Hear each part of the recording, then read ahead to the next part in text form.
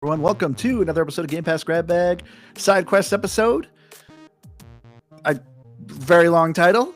I was going to read the whole title, then I was just like, this is working. No. You just call it the side quest. I just like how you clearly, your brain just nuked itself in the middle of that sentence.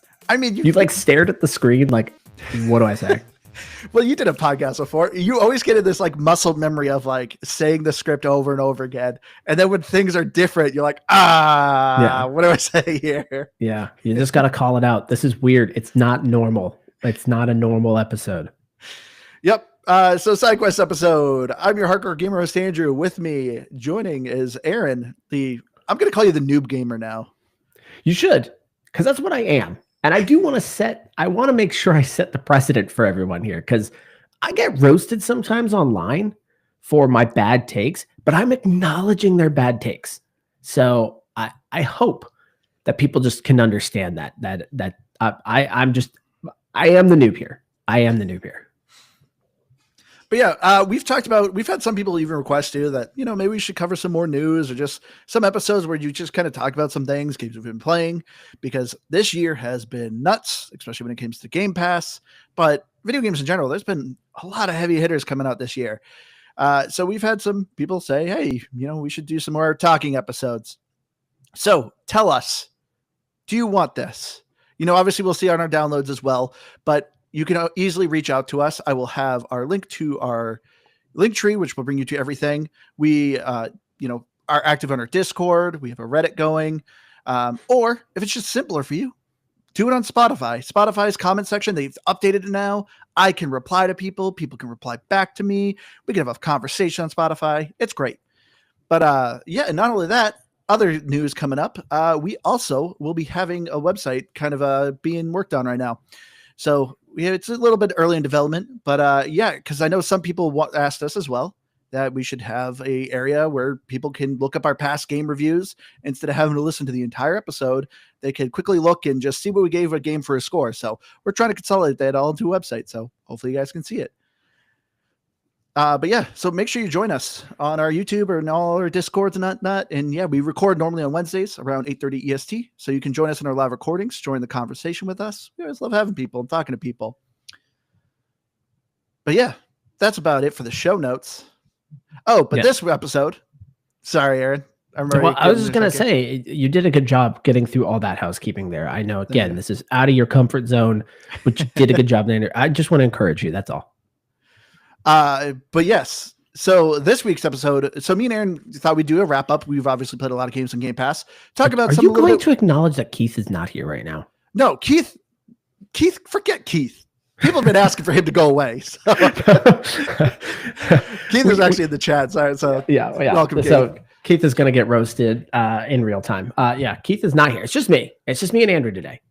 Yep. Keith is actually away on assignment. I'm just kidding. I've always wanted to say that. Keith just got a new job, and he's like in Jersey or something right now. He didn't really tell us the details. He was just like, I'm going to be in Jersey. So he's probably getting trafficked right now or something. We don't know. We don't know what Keith's doing. I just wanted to say he was on assignment. I like that. He's doing something important. Yeah, so that everyone's like anticipating he's going to come back with some important information. He's got nothing. Yeah, that's good.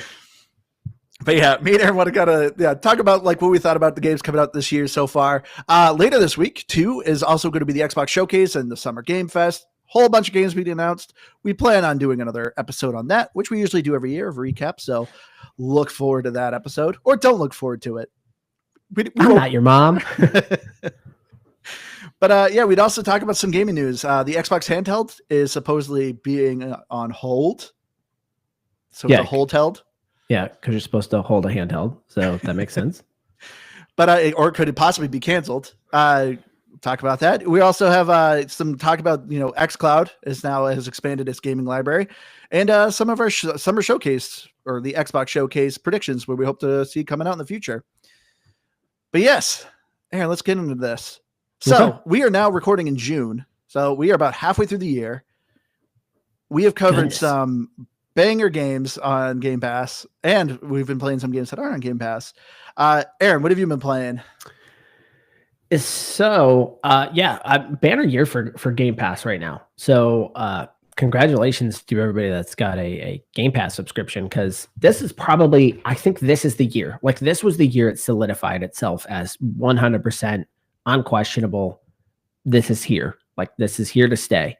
Because this year we had Black Ops 6 was supposed to be the biggest release in Game Pass history. I don't think it was, though. I actually think there were other games that are probably going to surpass it here this year. So as far as it goes for games outside of the Game Pass realm, I've mentioned this on the podcast many times at this point. I am the noob, and I like to play really simple, competitive, typically free-to-play games. Right now, there's no question about it. Marvel Rivals has been my favorite game since Christmas. But it can't be your game of the year. It came out, like 2 years now? No, it came out Christmas. Oh. It hasn't been that long. Jeez, Andrew. I'm trying to think. I saw a game that was like 2-year anniversary, and I was like, man, I thought that game came out like last year. No, it wasn't. It wasn't that else. Yeah. Okay. So I've had a ton of fun with that game. It's totally up my alley. On PC, we've mentioned before in previous episodes, I'm a big Diablo fan. But this year I've been playing a lot of Path of Exile 2, which has been really good. That is also on Xbox. You can download that for $30 to get early access. It is worth it if you do like ARPGs. I would 100% recommend it. There is another one on PC that is just PC only at this point, called The Last Epoch. That one was also great. That had a big update this year. So if you like grindy ARPGs, awesome. I've also been hooked. You and me last night, we played a little bit on stream, some Fragpunk. Yeah, that was shown YouTube, off. Check it out. Yeah, that was shown off last year's Xbox showcase. I think they showed it off like 2 showcases. I remember seeing it multiple times. It could be other showcases, but that game did get shown a lot.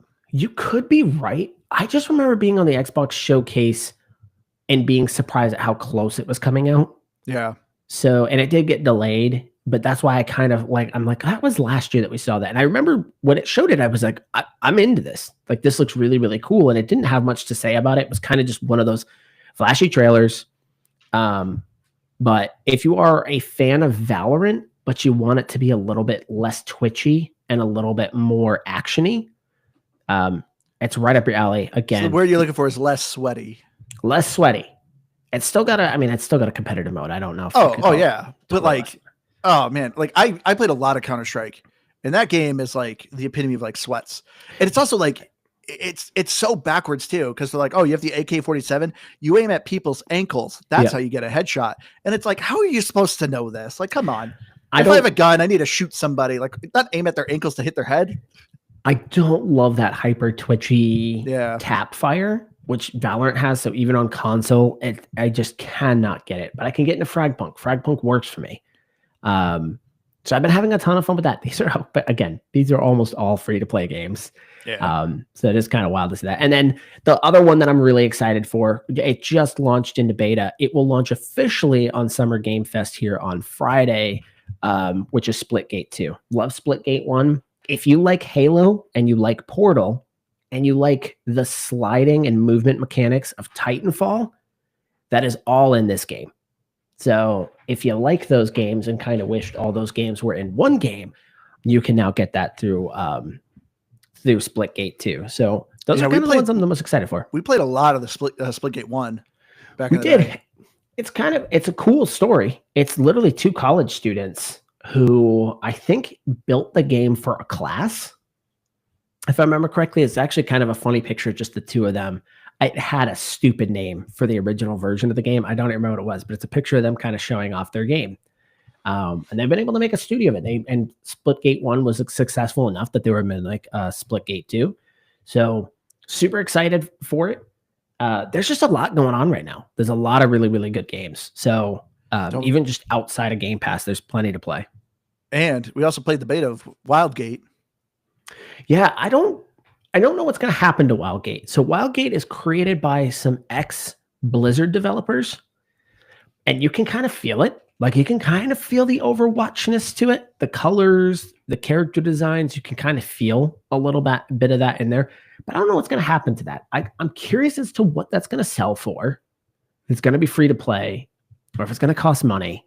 And if it costs money, is it just going to be dead?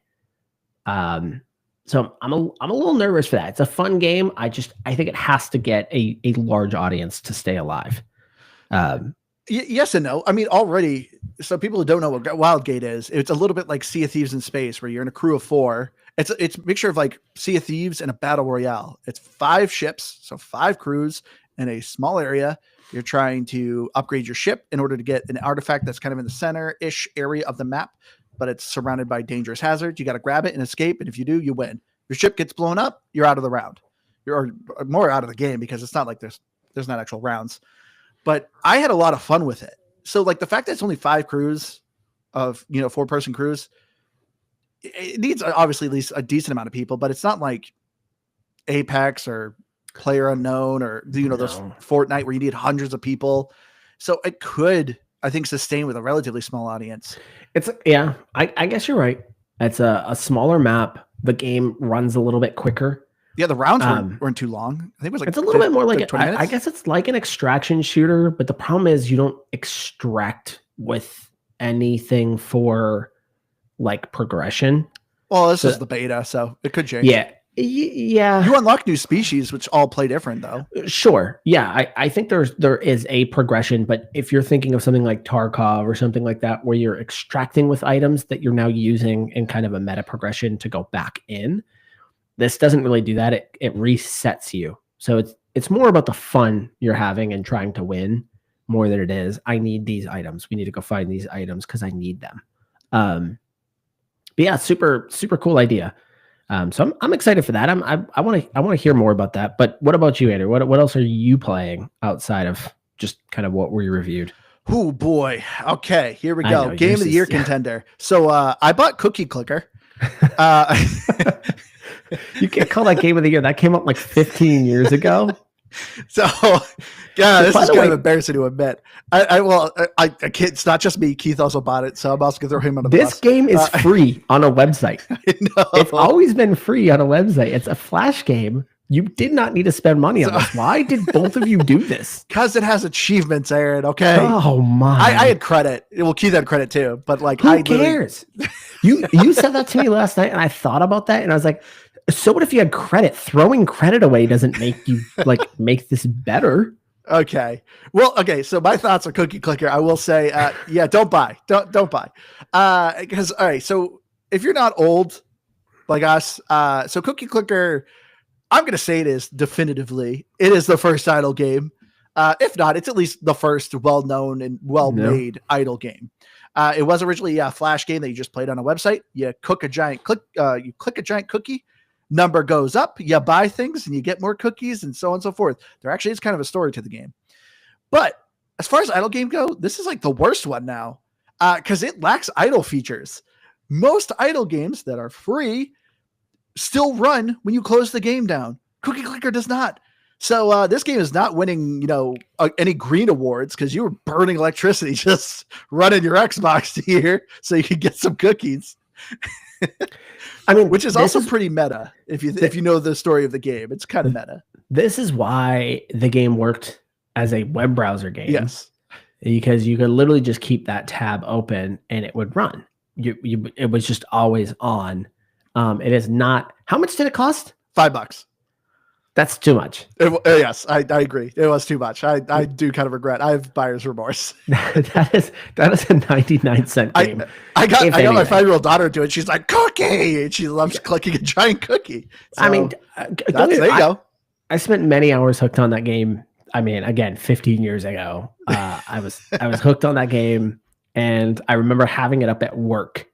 And I would just always have that tab open. So I would go check on it, make my upgrades, and then go back to doing what I was doing. I have zero interest in going back to this though. I don't mind it. I don't mind a mindless, idle clicker game. I don't mind them. No. Because they are for what they are. They're not like I'm not looking up guides online for it. So it's just Well, I'm watching there YouTube is. videos. I'm watching streamers playing Cookie Clicker. I'm not doing anything like that. So they're good for what they do. But I don't need to pay $5 for that. I don't. But I will say, because of this game, I kind of went down a rabbit hole of like old games. Do you remember? So, because me and Liz, my wife, we were talking about, you know, our 5-year-old's going to kindergarten. Always try to get her to do homework. And I was like, you know what? I learned a lot of things from video games. Like I learned math from Number Muncher. Do you remember that game, Aaron? Yeah, that was on one of those really, really old school Macs. You'd have the floppy disk.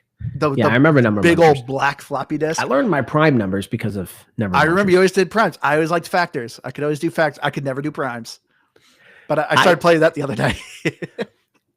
To me, I don't think I even understood prime numbers. I think it was trial and error for me.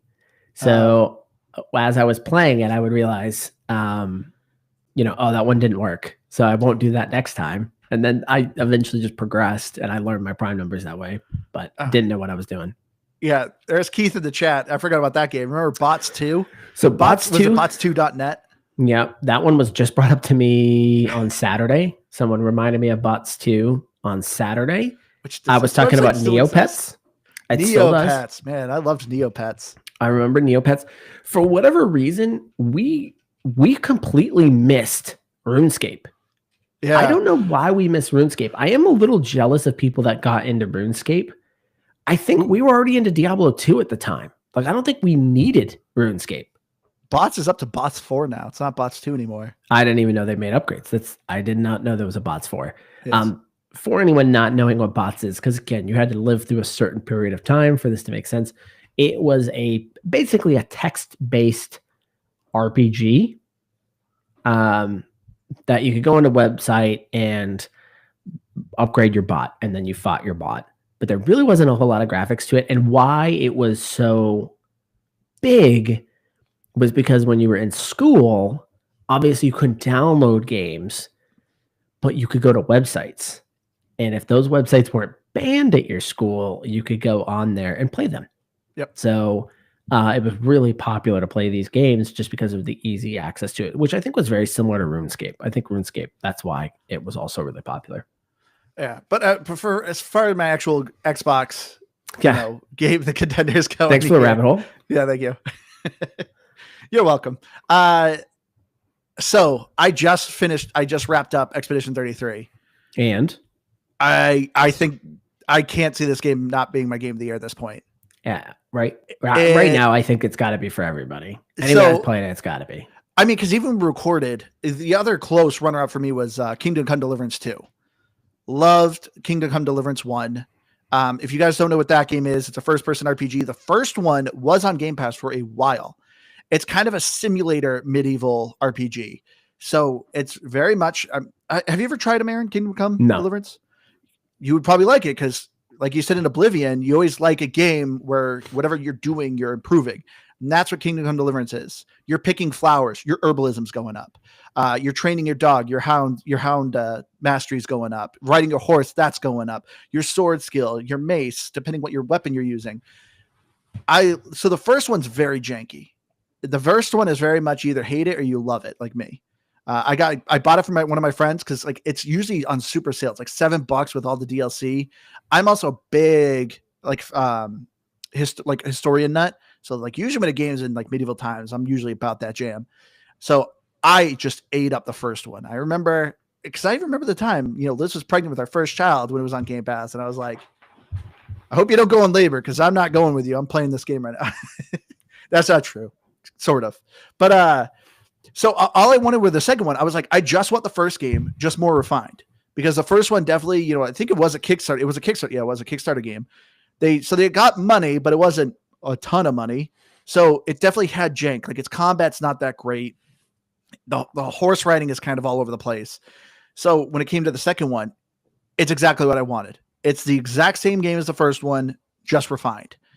Way more things to do, way bigger map, more weapons, dialogue, choices, everything. Story is way better in it.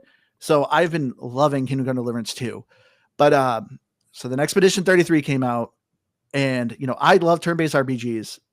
Just Expedition 33 there's like no low points for me from start to finish. I mean, you could hear our review, but I was so glad by the end when it wrapped up. I was like, it wrapped up the story well. I really liked how it just kind of ended. It's still it tugged on a lot of emotions.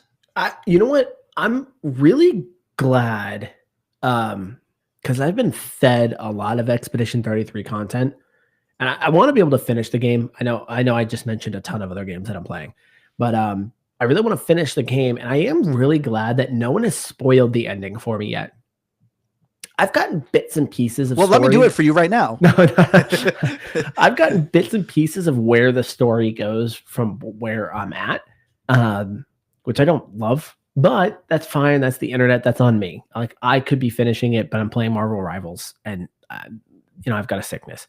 But I'm actually shocked that I haven't seen already 100 times how that game ends. So because this is just, we talked about in our episode, the story is so well crafted.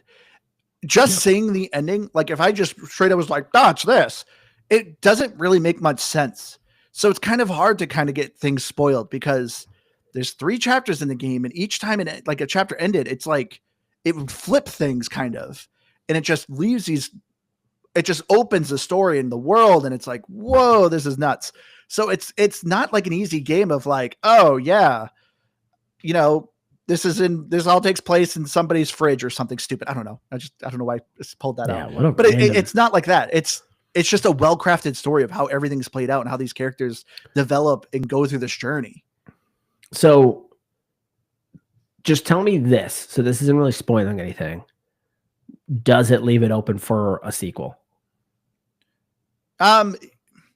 Yes. Or yeah, I would. Yeah, it does. There's definitely like avenues. So they did a good job crafting this world that there's things they could explore. I was talking about this with my friend. I kind of hope they don't, though. It's because it's always annoying when What if they did other expeditions? So no, what I was more kind of hoping they would do is very similar to game we're covering right now, Metaphor, but the Persona series or Final Fantasy series, where when you're playing that game, you know what you're getting into, but it's a different story. Yeah. And they don't really connect. No. So, and that's what I would like. I would like if this studio, because if they're just like, oh, it's Expedition 34 now or 35 or whatever, to me, I feel like it would lessen the impact of Expedition 33. I like what's built here, and I like these characters and everything that's going on. And I wouldn't mind if they do a sidestep to kind of a different area that's not really quite connected, but still the same game. And I'm kind of with you. Like I'm somebody that's on the fence with that type of stuff. In one sense, like I kind of like when a studio creates something beautiful and then leaves it at that. And again, I know I'm much more of a movie person, but sometimes I just enjoy when a movie was excellent and I don't need a sequel. Yeah. And usually I'm a little bit more upset because the sequel feels like it's just trying to capitalize on what the first one did, but it was never meant to be there. And so I kind of understand that. However, they created so many fun characters. It feels like a shame to not revisit those characters. Like it feels like a complete shame to say, we're not going to revisit that world again. You just created a game out of nowhere. Out of nowhere, comes out, boom, blows everybody away, and it is chock full of an amazing story, an amazing world, and amazing characters. And it feels really bad to just say, well, that's it. That was the story. Those were the characters. And, we're going to go elsewhere. So that's where I'm like, I don't want them to capitalize on it and just strike because they're making money off of it. Yeah. But it feels like a shame if that's it. It's just a one title and you're not going to see those characters again. That's it. I mean, I do agree with you. I agree. Like, I do agree with you too, though.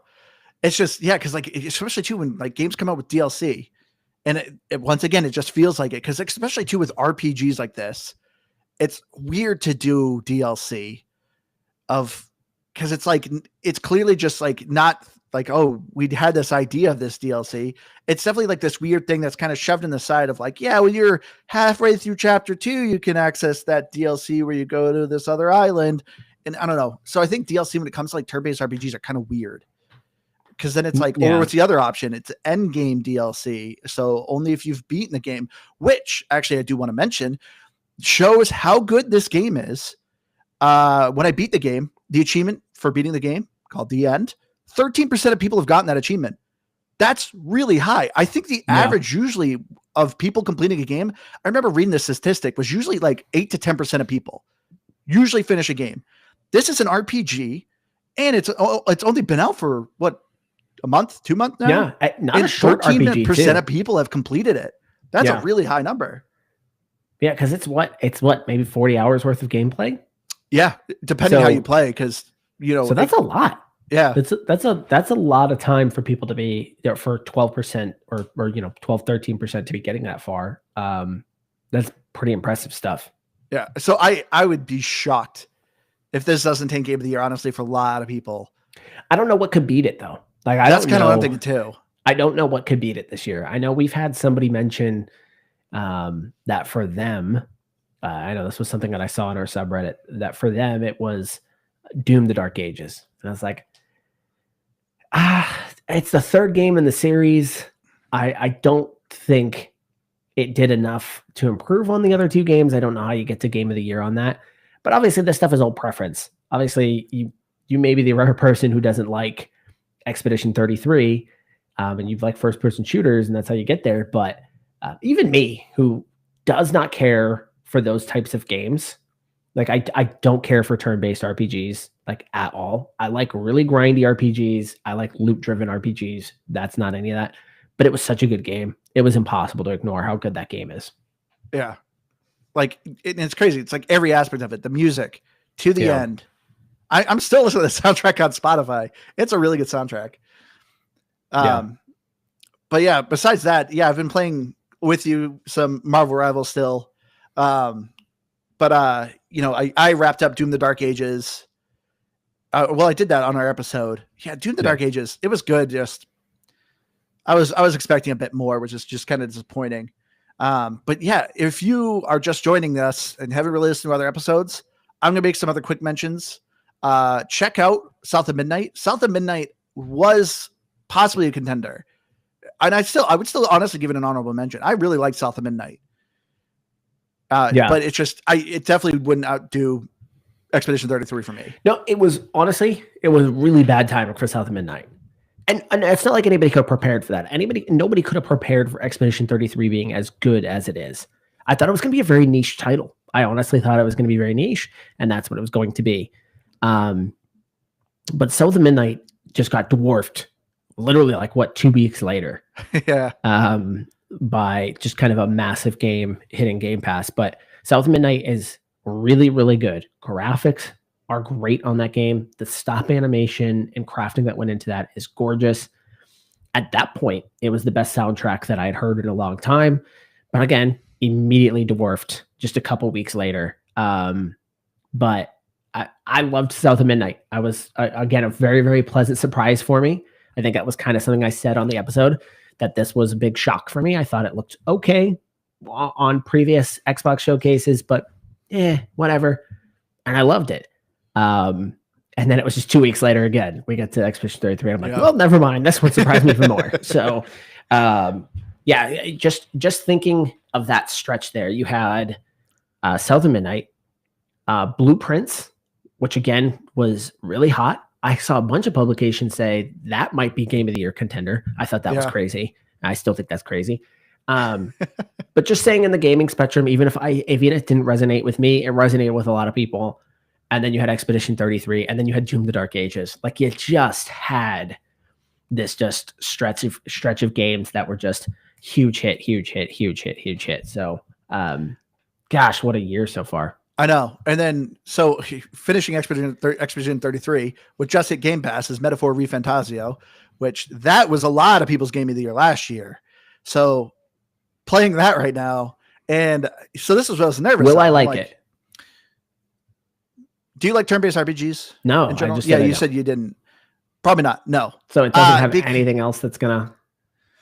For someone like you, no, I don't think it'll hook you, because I remember this is what I loved about Expedition 33, where I'm like, oh, most turn-based RPGs, it's like 2 hours of exposition. building up this character, building this world, things are going on. This is a kingdom, blah, blah, blah. And that's what Metaphor ReFantazio does. So it is a very slow burn. It's taken a while. I'm starting now getting into the groove of it. It's very much like Persona. Like it feels very much kind of like Persona. It takes a while for it to sink its teeth into you. So yeah, if you're someone with a short attention span, Metaphor is not going to hit it for you. Oh, come on. I don't have a short attention span. That's not the reason I don't like it. That's exactly why you play free-to-play games. I like dopamine hit. I like competitive. Exactly. I like competitive. That's another word of short attention span. Now I want to, because I just said that I like really grindy things too. I like ARPGs. Those aren't short attention span. Those take time. I guess. And I like a good story too. I think you've just insulted my intelligence here. I'm gonna say right off the bat, because I'm gonna say in the review, the thing that irritates me with a lot of RPGs, I hate games that gave me fake choices. I hate that when they're like, "Ooh, what do you want to say? Yes, definitely, or yes, kind of." And I'm like, that's all it's just saying yes. Like, come on. Like, why even give me the choice of saying something? I always hate when a game does that. It's like, this is annoying. So Metaphor kind of does that a little bit.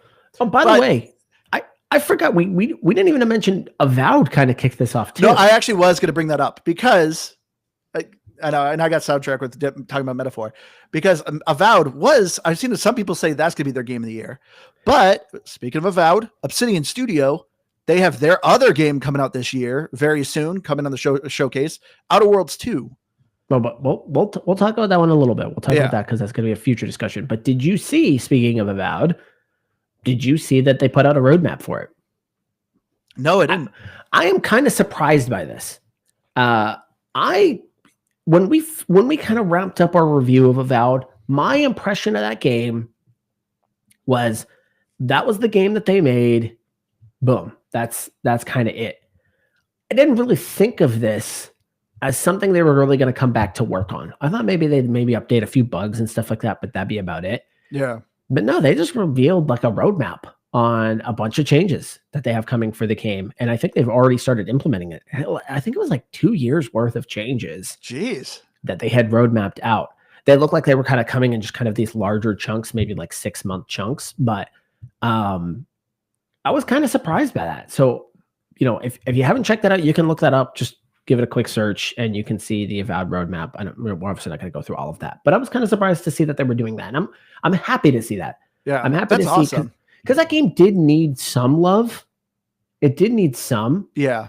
I think one of the updates was like better crafting materials and stuff like that, or more access to crafting materials, because I know those were kind of scarce. So, there was a bunch of things that they put in there. The Endgame Plus was going to be kind of redone and reworked. So, good to see that, because I think we walked away from Avowed saying, man, there was something there. It just wasn't complete. It just wasn't fully ready to go, but it could have been something. So I'm glad to see they were able to get the opportunity to keep going with it. See, I was kind of thinking about this the other day. Like back in the day when we were playing video games, there was a lot of studios. You saw a studio making a game, you were like, oh, I know I'm going to like this game. But honestly, there's few, except for, I think Obsidian is probably my favorite studio right now. I feel like Obsidian, any game they're coming out with, they're very different, and I've enjoyed all of them.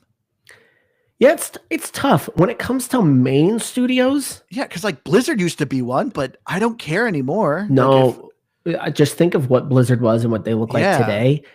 Look at Bungie. Bungie freaking created Halo, and now they're close to being closed down. They're like trying to just struggle to stay alive in just a few years. Marathon, there's a good chance it could get canceled, and the studio could get shut down. Bad shape right now. So, you look at a studio like that. You look at Bethesda. Bethesda's, they kind of are stumbling, trying to find their place a little bit. Yep. Fallout 76 was a disaster. They obviously got there. Like most Bethesda games, they're awful, and then just like 3 years later, they're amazing, and everyone's like, actually, that game is actually pretty good. Ubisoft's kind of all over the place. Ubisoft is another one that's close to dying. Like they're trying to desperately sell and get out. And they pretty much have one franchise that's really holding them together, and that's the Assassin's Creed franchise, and that's about it. what's happening today, and I think this is actually better for gaming, is we are seeing a lot of independent studios coming to the market and actually eating the big guys' lunch. And Expedition 33 is a great example. That is their first game. And they came in and they sold it for $45. Was it 40, 45 bucks? Yeah, I think it was 50. Yeah. So they sold it at a discounted price. And they showed all of the big guys, all of the money you spend, all the hundreds of millions of dollars you're spending, and look what we did with a fraction of that. I think they did that for I think it was estimates were somewhere between 20 to 30 million. So I think it's actually healthier right now that what you're seeing is smaller independent studios that are actually able to punch way above their weight class. Yeah. And are succeeding. Obviously, next year, we've got Grand Theft Auto, which will be the most expensive game ever made. That game, by all accounts, everybody knows it, will be a gargantuan success. So there are still exceptions to the rule where the big guys are. I think that's the only exception. Maybe I couldn't think of any other game that could sell. I don't want to. Yeah, I don't want to over generalize it there, but you could be right. That's just kind of the sad state of things right now, where just the big guys just cannot figure this stuff out. They're spending a ludicrous amount of money on games that are coming out that are just, Yeah, I mean, I said it during our Doom the Dark Ages episode. I mean, I'm glad this is happening.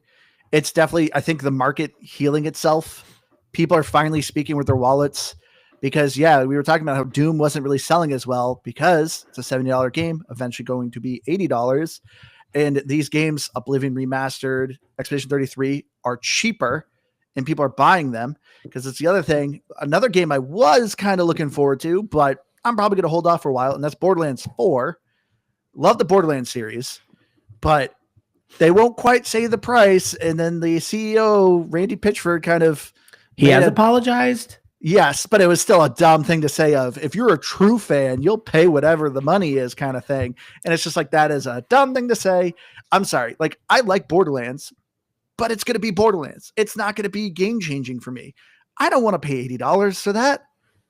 When it gets to maybe honest, 60, I might think about it. Don't tell Randy. I would probably pay $80 for it. I'm going to be honest with you. You think you'll buy it day one? You got to consider, it kind of scratches itches for me there. It's does. Looty. It's grindy. It's a first-person shooter. It's not competitive, but it hits those points. So I understand it. Here's how I calculate the math. And I don't think everybody needs to calculate the math like this. This is how it works in my brain. I look at it and say, if I spent $80, if I spend 50 hours on it, how much money am I paying per hour to play that game? And if it's coming out to like cents or $1 or something, yeah, you don't get your. I haven't done the math on it, but that's normally the calculation I'm doing in my brain, because I haven't done it for $80. I've done it for $60, because you're thinking, because when everything went up to $60, okay, well, how many hours do I want to get out of that game for it to feel worth it to me? And this is another reason why on free-to-play games, I generally don't mind getting battle passes if I play a lot of it. Because to me, it's $10 normally. And if I'm already playing the game, give me an extra progression tree. That's all I kind of care for. And then to me, I felt like I contributed. I told them, hey, good job. I appreciate you guys making this game. I appreciate you guys taking care of this game. I got plenty of time out of this. I feel good. So do I feel like if a Borderlands 4 came out, do I think I would get my money's worth? 100%. And so I understand it. Am I setting a bad message? Yeah, maybe. But I mean, I want to ask you, you never bought Tiny Tina's Wonderland. Why didn't you buy that? Because it's not Borderlands. It was Borderlands. It plays different. I've played it at your house. It played different. It was not Borderlands. It's an offshoot of it. It was a cool idea. It's a cool concept. It's not the type of game I'd want to play, though. So the only reason too I might hold off is Borderlands is also another one of those games that like always needs to be worked on. It comes out and there's still a lot of issues, kind of. They're always a glitchy mess. Yeah, there's a lot of DLC they come out with. So for me, I'm kind of like, I might just wait until like they come out with a more finished product. They're worth it to me. And truthfully, there isn't anything else like it. So it's not like I can say, well, there's this game. I could go play this game, and I feel like I'm still kind of scratching that same itch. I don't care. Like, I thought the writing in Borderlands 3 sucked. What about that Wayfinder game you were playing or whatever? Yeah, I mean Wayfinder, but it's not a first-person shooter. It's a third-person action RPG, but very grindy. I like it, but it's not the same thing. And literally, I like the fact that like there was virtually an unlimited amount of guns in Borderlands. Obviously, like 70% of them are probably junk, but it's the idea that there's kind of this unlimited pit of loot. Yeah. So it always gives you this feeling like you never know. This next thing could be the next big item. And I like that about it. So yeah, I get it. Was it a stupid thing to say? Yes. Randy Pitchford is known for being an idiot. He's known, so he's he's big time CEO, but apparently he like loves magic. So he loves to get up and do magic shows. No, like doing magic tricks. Oh, okay. Like he's just kind of a big weirdo who like just thinks people think he's really cool because he's a magician. Like if you ever look at this guy and you ever see other interviews with him, he sounds like a big old weirdo. He also looks like he would have a certain smell. Yeah, I could see that. But yeah, he has since apologized for making comments about the $80 game and being a true fan. Yeah. But I kind of want to pivot a little bit because I wanted to talk a little bit, some news. You posted it on our Reddit, but so for a while now, it's probably close, pushing about 2 years, that there's been rumor that the Xbox handheld is coming out. So Microsoft did already announce before that coming this holiday, they're going to be releasing some new hardware. So it was kind of hinted that possibly this was going to be the handheld, new console or something. But it kind of looks like reports are showing now that the handheld is now on hold. Yeah. So just a quick history lesson. So basically, Phil Spencer has made it pretty much apparent he loves the idea of a handheld. He's been very open and vocal about how much he enjoys handheld devices. So sometime last year, actually, I want to say it was after the showcase, he sat down with IGN and on one of the Xbox podcasts, so this was after the big event, they asked him about the handheld, and he just basically straight up said, yeah, we're working on something. And they said, all right, is it going to be a streaming device? So is it going to be a thing that just plays in the cloud? He says, if we were to make a device, I would want there to be like localized downloads on it. So those were the only confirmations we had last year. Something was being worked on, and it wouldn't be just a streaming device. Cool. So Jez Corden revealed, I want to say about a month or two back, that, hey, yeah, this thing's actually closer than you think, kind of. So what we were supposed to get this year was an Asus branded version of an Xbox handheld. So what it would be was basically the ROG Ally 2, but Xbox version. So it would have a different design. It would have the Xbox specific buttons on it as well. So it had kind of that back and that start button. And this was supposed to be this year's device. So kind of an Xbox handheld. Next year, we were supposedly getting the actual Xbox handheld. So we'd actually be seeing not just a partnership with ROG, but we would be getting the actual Xbox version of this.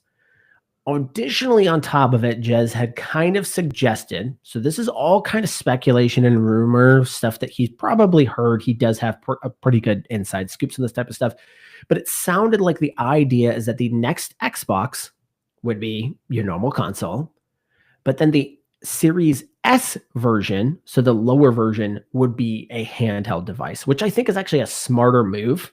If you're going to reveal these two products, make that secondary one different. It activates and you use it differently. It actually probably appeals to the same person.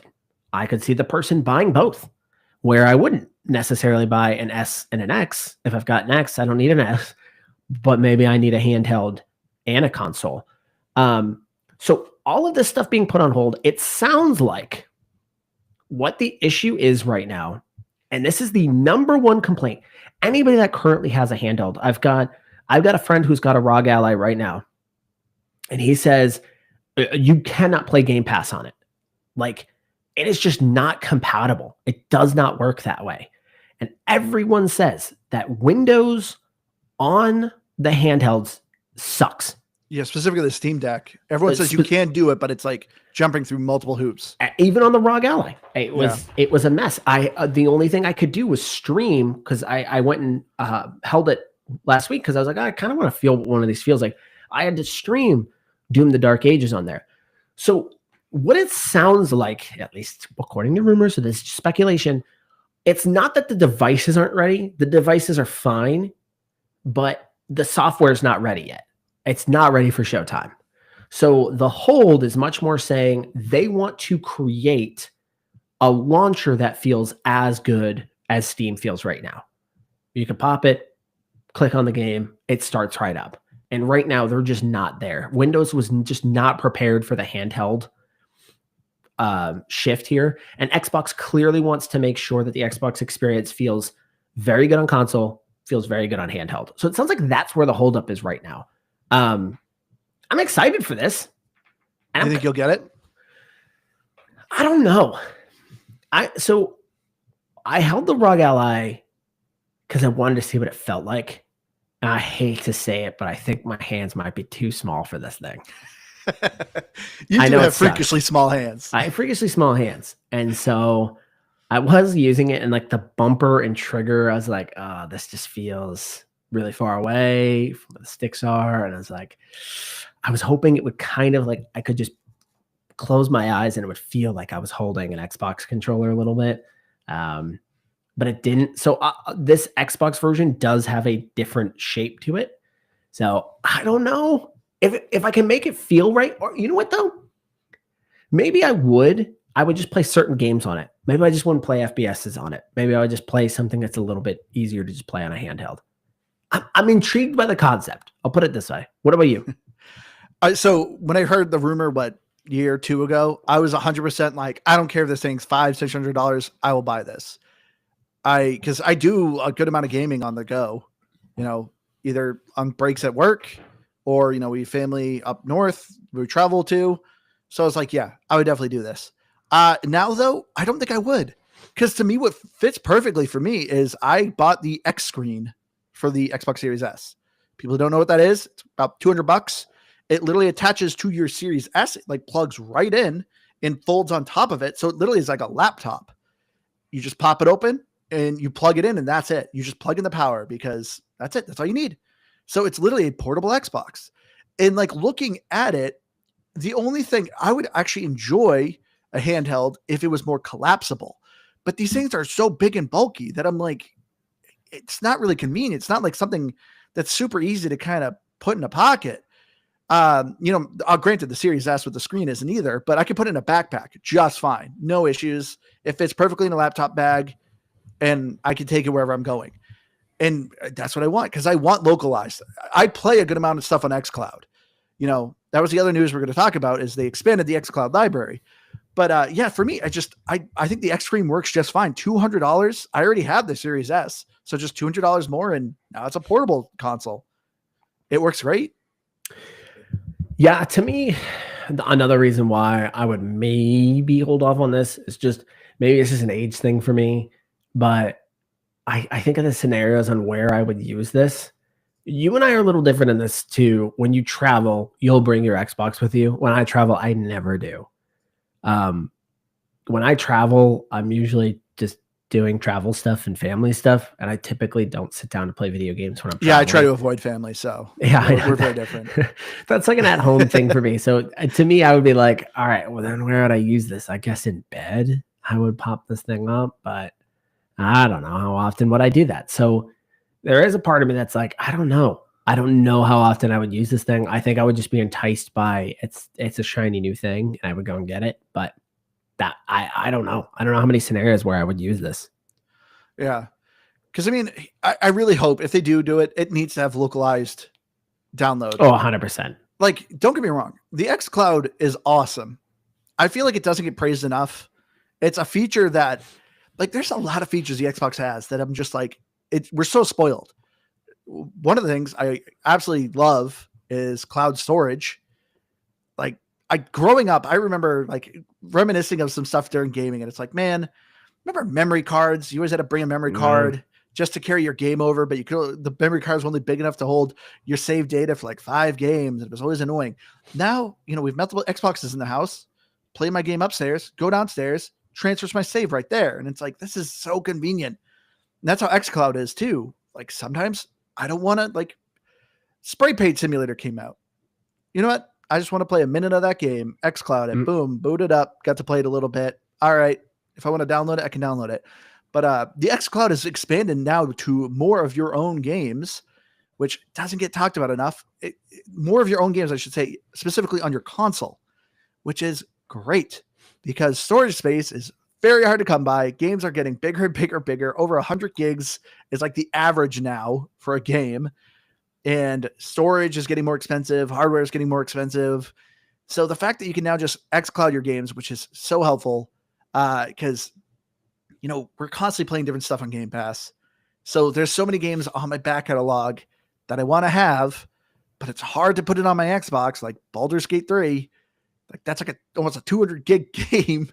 And it's hard to have that sitting on my Xbox just taking up space. But now I can just xCloud it. If I'm like, cool, I can play this for a couple hours, I can just hit right there and play it because I own the game. So kind of go over some of the games. Basically, if there's a big old massive game, there's a good chance it's on xCloud.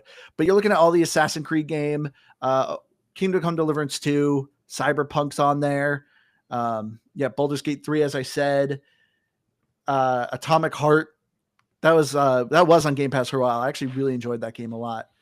But yeah, there's also a handful of indie games. They have Bratz, which I think is hilarious. Bratz, flaunt your fashion. I know. Where did there that are some come big from? time fans. Yeah.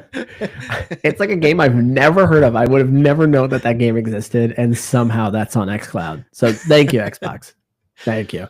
Thank you. You really helped. Somebody must put that on there as a joke. But yeah, so the idea is if you own any of these games, you don't have to have it installed on your Xbox now. You can click on the game and you can cloud play it. So really, really convenient stuff. I know that was stuff we've talked about in the past of like, I have an office separate from my house that I work in, and it's all on the same network. But I was like, man, it like annoys me that I've got this game on my Xbox up there, but I want to play it down here in my office, and I could just go buy another Xbox, but I don't want to. I was always thought, wouldn't it be just cool if you could just kind of stream from your Xbox here? This is kind of a version of that. But better, well, maybe better. It's right now still limited. They're adding games to it. Yeah. They obviously need to have agreements from the developers themselves to allow this to happen. But, as that continues to grow, I mean, yeah, it could be very normal that you could buy a game and just have access to it wherever, because you can just cloud play it. And it is crazy. Like I said the other day when I picked up that ROG Ally, I had to stream Doom the Dark Ages, and we were not on like a good network. And it played great. Yeah. It really was not noticeable to me. And that's a fast-paced game. But I didn't know I didn't see any lag or stutter on there. I was like, this feels pretty normal to me. And I was like, that was not always the case. So they've made some incredible strides at getting that thing really just cruising. Yeah. Oh, well, thank you for getting that, because I wanted to call out one of our listeners. when we reviewed Expedition 33, he said he only played it on the xCloud. He's like, I had no issues. I tried streaming on the xCloud and I was getting smoked. So I call you a liar. Skill issue. That's a skill issue. You also have like one of the oldest Wi-Fi routers I've seen in like, it is insane how old that thing is. Like, it's shocking you even have internet in your house right now. It is pretty old. I do need to update. Actually, I have one of your old ones that you gave me, and I haven't even set that up. Yeah, I think I gave you one of my Wi-Fi 6 because I have Wi-Fi 7 at my house. Oh. Yeah, I don't mean to brag or anything, guys, but I've got like the fastest internet in the world. So, all right, but let's start wrapping up here. Let's give some quick predictions that you have for the summer showcase coming out. Yeah, so we will do a summer showcase episode next week. So we will recap everything that we saw. But what am I predicting? Obviously, so I think we will get an official Fable date. So I think we'll get an official Fable date. I posted on Reddit that Undead Labs posted a interesting image. I completely forgot State of Decay 3 was like being worked on. It literally was announced when they announced the series consoles. Yeah. It literally hasn't been talked about since. So State of Decay 3 has been in works for a long time. And then do you remember last year, like I felt like they kind of put something together to put something together. Mm-hmm. Like kind of just to show like, no guys, we're seriously still working on this thing, but it didn't show anything. The image that they posted doesn't look like State of Decay though. No, it's like Norse runes. Yeah, it's like runic symbols. So are we going to get a State of Decay release date and the next game that they're working on? It kind of feels like you might be going down that path. So I think you're going to see that. I wouldn't be surprised. Yes, if you are watching the video, you are seeing what we're talking about right now. So to me, it's like runic symbols. It's kind of strange. It's probably a code for something. And even the picture's like kind of like a crop circle or something. Yeah, it's interesting. I wouldn't be surprised if we see a Forza update. It's been a while. Yeah, and Forza's been doing really well on PlayStation. It hit like top sales of the month, like last month, which is crazy. Supposedly came out and said it actually generated more revenue than Gran Turismo did. So for PlayStation, so it's gotta hurt. Yeah. So yeah, I wouldn't be surprised if we see that. I wouldn't be surprised if we get a release date for Gears of War E-Day. I imagine we get. Heck, I wouldn't be shocked.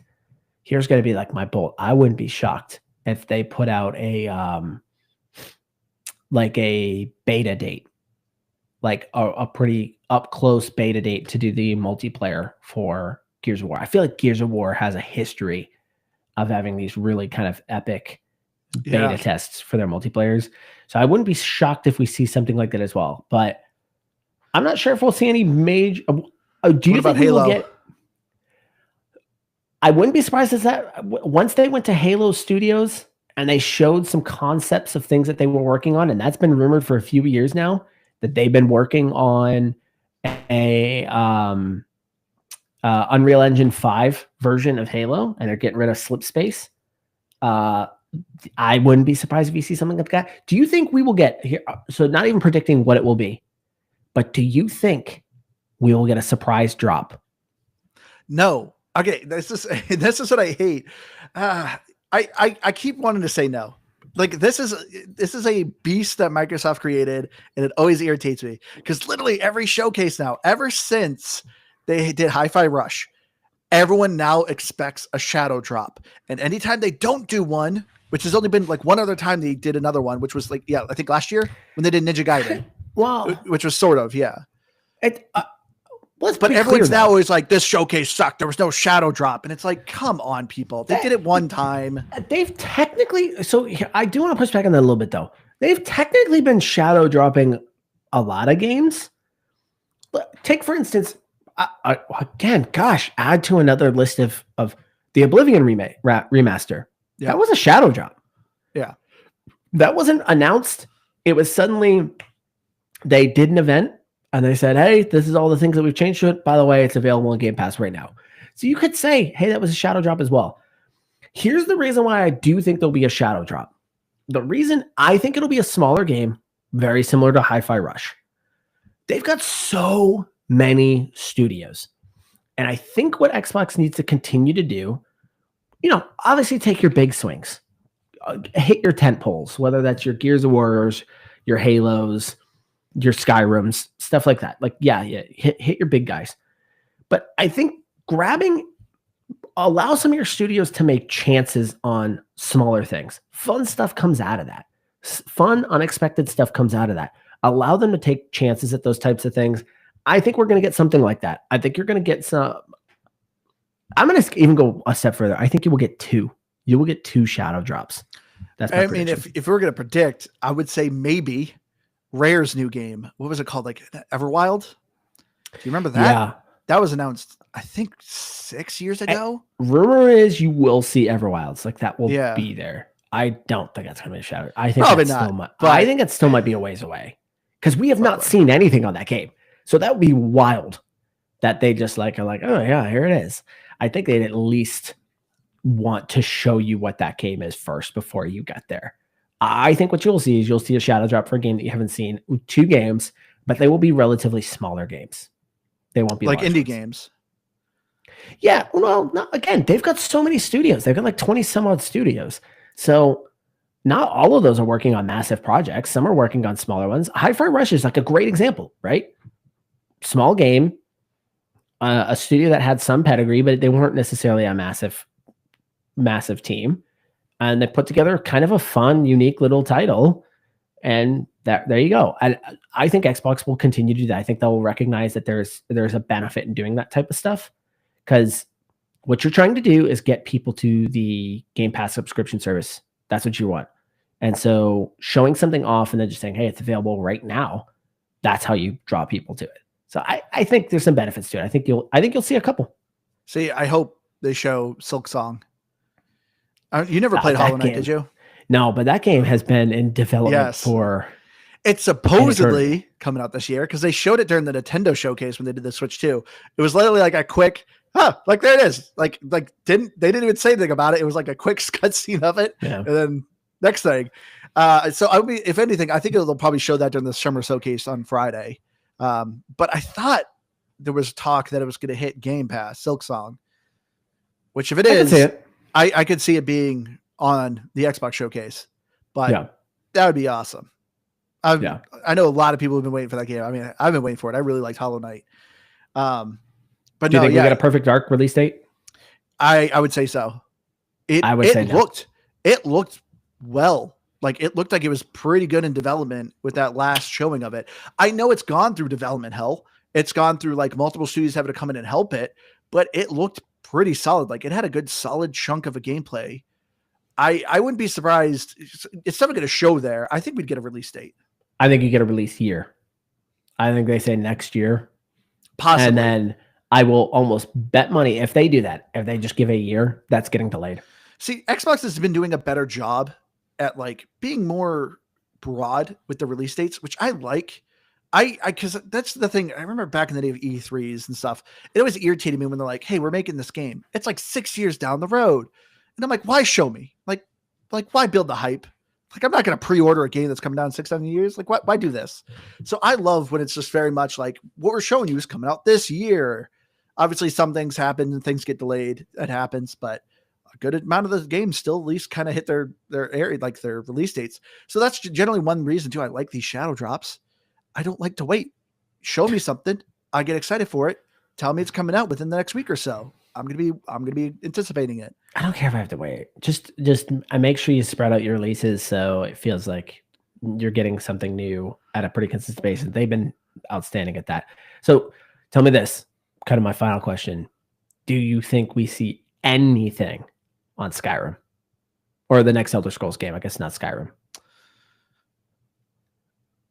I would probably say I'd probably say no. I would say no as well. Because the fact that they're kind of doing Outer Worlds 2, like their own showcase at the end, kind of like, because Skyrim... That feels like that's the big game. It's kind of, and Skyrim is kind of similar to it. I mean, granted, Outer Worlds is sci-fi, Skyrim is fantasy, but it's still kind of the same game. I don't know. If anything, I think at most they would just say, we're still working on it, and maybe show a cutscene, but... I doubt Skyrim's going to be there. Yeah. Or not Skyrim, but Elder Scrolls 6. Yeah. Which is funny because I remember seeing a video. There's, of course, toxic stuff already going on with it, but they're like, oh, the next Skyrim that's coming out next year. It's like, it's not coming out next year. It's not coming out for another 3 or 4 years, I think. At least. I think we're way, way away from that actually launching. Hey, John, thank you for joining us. But I don't know. But yeah, to me, I think, especially too in Fable, if Fable's going to be coming out this year too, I think they're going to do a good showcase Fable and get a release date on that. Which, how are you feeling about Fable? I'm kind of excited for it. I'm I'm still a bit on the fence. I love playground games, so I'm excited for that. But there was a lot. It didn't show enough. Yeah, I get it. It's kind of more just trust in the studio Yeah. than anything else. And yeah, I mean, there wasn't much to see. And then, people kind of complained about the graphics and stuff like that. But I don't know. This stuff doesn't really bother me that much. Seems like it captures the humor for the most part from what I saw. So yeah, I think it's going to be good without really seeing much about it. I'm anticipating Dead or Alive being pretty good. John in our chat just mentioned that he started listening to us during our Moonlighter review. Thank you for reminding me. Moonlighter 2, I think that's going to end up showing, I think, on Friday. I loved Moonlighter. I don't know if you ever played that. I did not. But that was a top-down dungeon crawler where you also run a shop where you sell the things you collect. That game was super fun, but they're coming to the sequel of that. So I know that's getting close to being finished. So I'm hoping that gets released very soon. And I hope it comes to Game Pass because the first Moonlighter is still on Game Pass. That is a great game. You haven't checked it out. But yeah, but I don't know, for other things coming out, I would love to see some new IPs. Like, don't get me wrong. I love these, like you said, I want risks to be taken. For me, I want to see what Double Fine's making. The last thing they did, what was Psychonauts 2? I don't think we've heard anything from them since. Yeah. And Double Fine's one of my favorite studios. I love what they do.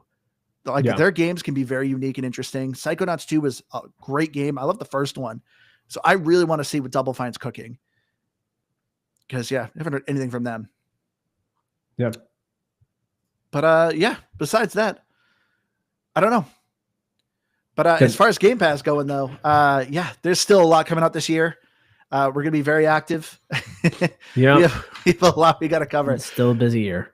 But yeah, we're gonna wrap it up here. As we said, we will be doing a summer showcase episode. We'll probably record. Do you think? We'll wait, no. Yes, it's on Sunday. It's on Sunday morning, so we could do it on Sunday if you want to. So yeah, we'll more than likely might be recording that a little bit after the show on Sunday.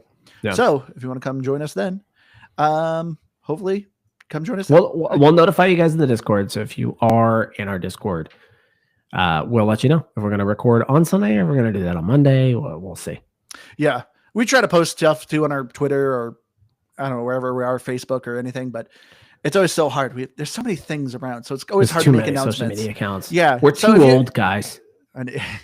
Well, 3. Keith's not here at the moment. So the easiest way for us to reach you guys, if you ever keep up, join our Discord. I'll have the link to everything on our show notes. Thank you all who join us in our chat here. Thank you, John, for joining us, and Keith and Sam. Always love having you guys. Like I said, tell us, do you guys want more of these episodes of us just talking? Obviously, write us a message. If not, we can also just see the downloads.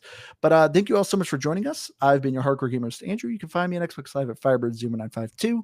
As I said, our website's coming out soon, so keep an ear out for that. Aaron, did you want to say anything? And I'm Aaron, and you can't find me anywhere, so don't even bother looking for me because I ain't there. I know his family's been wondering where he's been. They can't find me anywhere. I'm not there. All right, everyone. We love you all. We'll see you again next week. See ya.